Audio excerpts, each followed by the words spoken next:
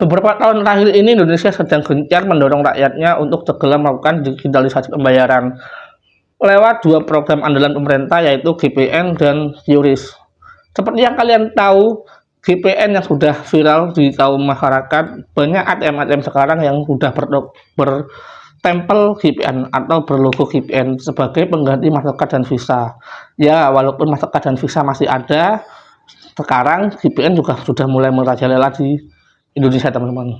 Dan nggak cuma GPN aja, kita pembayaran digital berbasis barcode dengan nama QRIS atau bisa dibilang QRIS atau KRIS atau ya lah teman-teman bilangnya apa. Sekarang memiliki sekitar 42 sampai 57 juta akun, mengalami kenaikan hampir 200% selama 4 tahun terakhir, teman-teman. Dua sistem pembayaran ini sekarang lagi dikritik Amerika dan dituding melakukan diskriminasi terhadap perusahaan asing.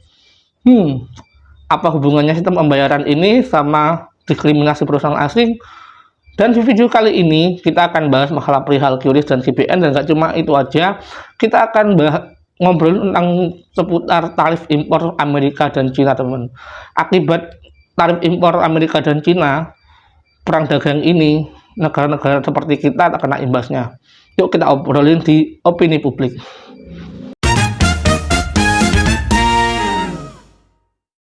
Akibatnya nggak cuma Cina aja yang kena tarif impor, teman-teman. Indonesia juga kena tarif impor kemarin itu di angka 32%. Ya, kita juga kena imbasnya, teman-teman. Sementara itu Indonesia sedang membangun sebuah misi besar dalam sistem pembayaran, teman-teman, melalui dua program yaitu GPN dan QRIS. GPN sendiri atau bisa dikenal dengan Gerbang Pembayaran Nusantara ini dibangun pada tahun 2017. GPN sendiri difungsikan untuk menyatukan transaksi kartu di dalam negeri, teman-teman. Jadi nggak tergantung sama perusahaan luar seperti Mastercard dan Visa. Sedangkan QRIS atau QRIS atau KRIS diluncurkan pada tahun 2019 oleh BI. Apa sih itu QRIS? QRIS adalah sebuah barcode atau kode digital yang difungsikan untuk melakukan pembayaran dari berbagai platform dan berbagai keuangan di Indonesia, teman-teman. Ya, mereka maunya transaksi kita yang pegang dia melalui Mastercard dan Visa, kartu kredit. Dan diprediksi Mastercard dan Visa ini mengalami penurunan transaksi, teman-teman. Dikhawatirkan Amerika untuk kedepannya QRIS dan Mastercard ini akan kalah oleh GPN dan juga QRIS, teman-teman. Untuk pemerintah sendiri yang aku dengar baca dan semoga dilaksanakan, pemerintah berniat untuk mengembangkan QRIS ini sampai ke luar negeri. Saat ini dimulai dari Malaysia, Singapura, dan Jepang dan China aja, teman-teman. Tapi entahlah ya, ini sudah direalisasikan atau belum. Coba teman-teman yang ada di luar negeri itu komen. Alangkah baiknya jika QRIS ini dan GPN itu skalanya nggak cuma lokal aja, diinternasionalkan, terutama di Asia dulu, teman-teman. Dan aku harap pemerintah nggak menuruti serta-merta tekanan dari pihak Amerika. Ya, walaupun aku tahu jika Amerika menekan itu juga bukan tanpa ancaman, teman-teman, bukan tanpa negosiasi. Biasanya sebuah negara melakukan kritik dan melakukan sebuah permintaan itu biasanya bertemu dengan sebuah keuntungan, teman-teman. Ya, win-win solution. Jika pemerintah meminta Indonesia untuk memberhentikan ini, biasanya dia mengancam dengan sesuatu yang berbalik melawan.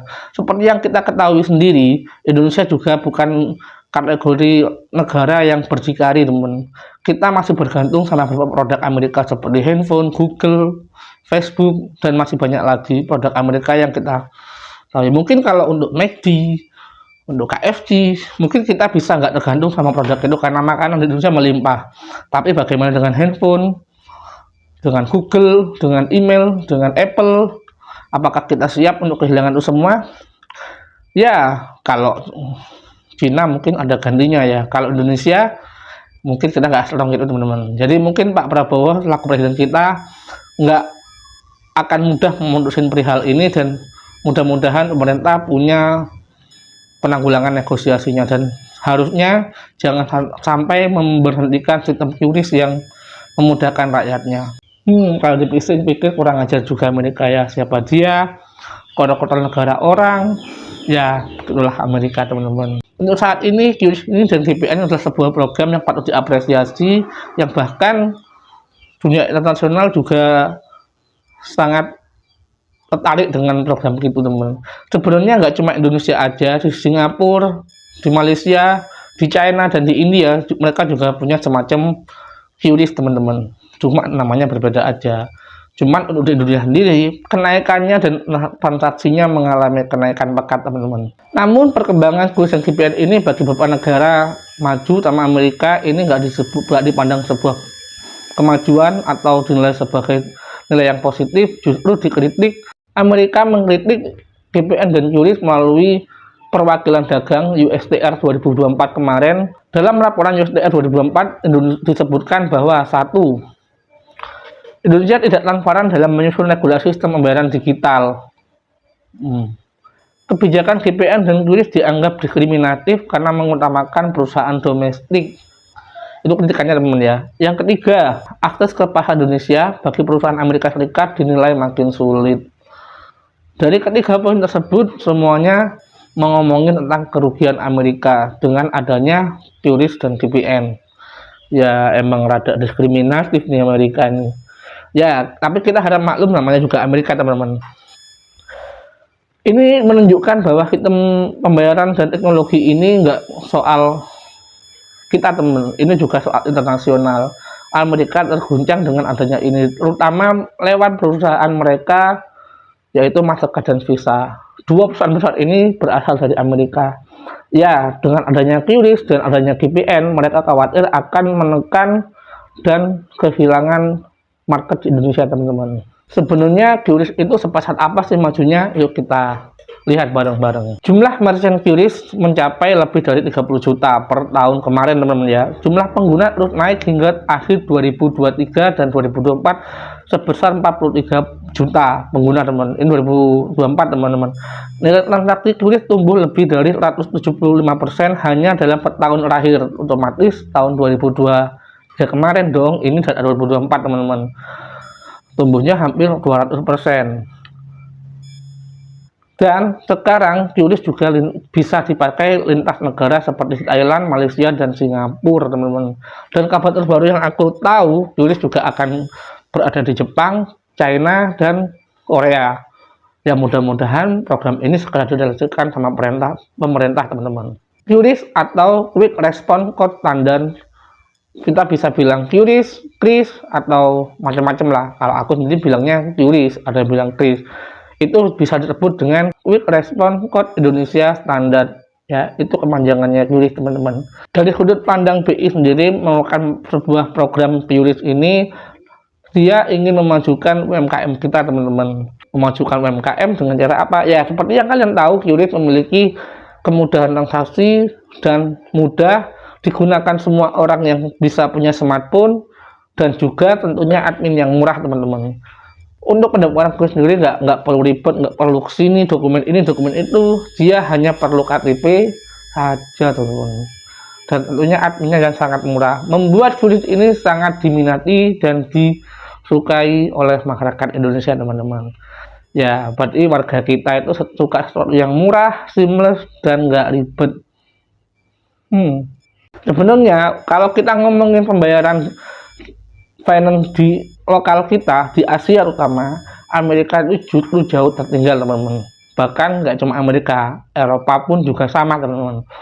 Untuk Amerika sendiri, transaksi antar bank itu juga nggak semudah kita teman-teman. Kita antar bank cuma admin 2.500 dan langsung masuk uangnya kan. Kita bisa transaksi melalui BCA Mobile, BRI Mobile, Mandiri Mobile, dan beberapa aplikasi perbankan mobile lainnya. Bahkan sekarang dengan adanya e-wallet, kita juga bisa transfer antar bank tanpa admin teman-teman. Sedangkan di Amerika sendiri, sesama bank, pertama dia nggak langsung masuk 2-3 hari teman-teman. Dan juga di beberapa ATM di Amerika itu teman-teman, itu dia hanya digunakan untuk tarik tunai saja. Dan ya ada beberapa yang bisa dibuat untuk store tunai tapi nggak bisa buat transfer. Ya kalau teman-teman sadar, jika teman-teman sering melihat film Amerika, kebanyakan transaksi dilakukan melalui cek. Ya cek, seribet itu teman-teman pembayaran di Amerika. Bahkan untuk orang Amerika ingin mengirim uang, mereka harus antri di bank. walaupun melalui cek, ujung-ujungnya pencairannya harus ke bank. Otomatis kalau ngomongin pembayaran dan transaksi keuangan lokal, Amerika itu jauh sangat tertinggal dengan negara kita. Kalau Asia, masalah pembayaran lokal, masalah transaksi keuangannya, aku akui teman-teman. Aku nggak ngerti ya kenapa Amerika bisa seperti itu. Teman-teman bisa cari sendiri dan baca sendiri testimoni beberapa warga Amerika yang mengalami kesulitan transaksi keuangan antar individunya. Makanya PayPal dan kripto di sana sangat digemari teman-teman. Gitu. Mungkin dulu video dari aku, dan sampai jumpa di selanjutnya hari ini, dan sampai jumpa di opini publik. Bye bye.